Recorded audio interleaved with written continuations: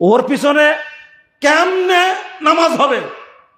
যারা বিশ্বাস করে আহলে হাদিস মসজিদ সব পুড়িয়ে দাও, আহলে হাদিস মাদ্রাসা সব পুড়িয়ে দাও, ওদের পিছনে নামাজ হয় কোনোদিন? আপনাদের শরম কখন হবে?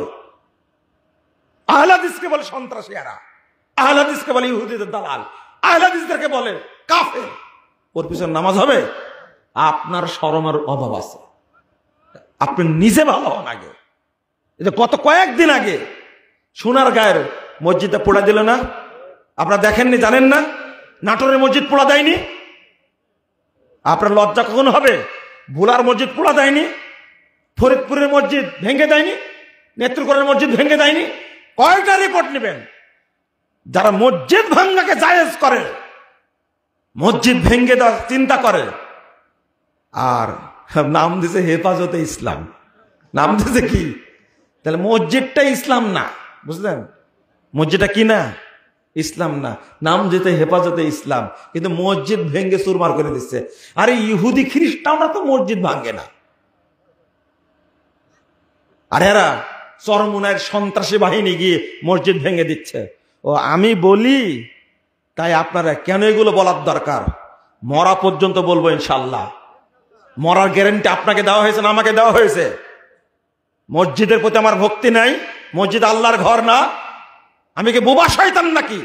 যে সমস্ত শায়েখ নাগের বোবা শয়তান মসজিদ ভেঙে দিচ্ছে, তার বিরুদ্ধে কথা বলে না, এরা মানুষ না, বোবা শয়তান। এরা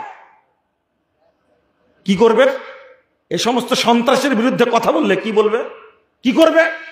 মামলা দিবে, গ্রেফতার করবে। দেখ মামলা, গ্রেফতার করো। আরে আমার মতো সুনিপুটে কি দাম আছে? পৃথিবীর বড় বড় বিদ্বান বছরের পর বছর জেল খাটছে। অত ভালো হওয়ার দরকার নাই। আপনাদের বুঝতে হবে আগে, আপনাদের বুঝতে হবে আগে যে এরা ইসলামের জন্য কত বড় ক্ষতিকর, কত শত্রু এরা। আমরা কোরআন এবং সুন্নাহ ভিত্তিক দাওয়াত দিচ্ছি, আল্লাহর কাছে দোয়া করছি, আল্লাহ তুমি এই দেশটাকে তাওহীদের দেশ হিসেবে কবুল করে নাও। আপনি একটা প্রশ্ন করি, উত্তর দেন তো। জামাত হচ্ছে, অজু নাই আপনার, আগে অজু করবেন না জামাত ধরবেন? কেন? জামাত যে হয়ে যাচ্ছে, অজু করতে করতে জামাত যদি হয়ে যায়, যাক এবার তাই বলছেন তাই না? এবার ঠিক, যাতে মাতাল তালে ঠিক। জামাতের এতই যে হতো গুরুত্ব, অজু ছাড়াই পড়েন।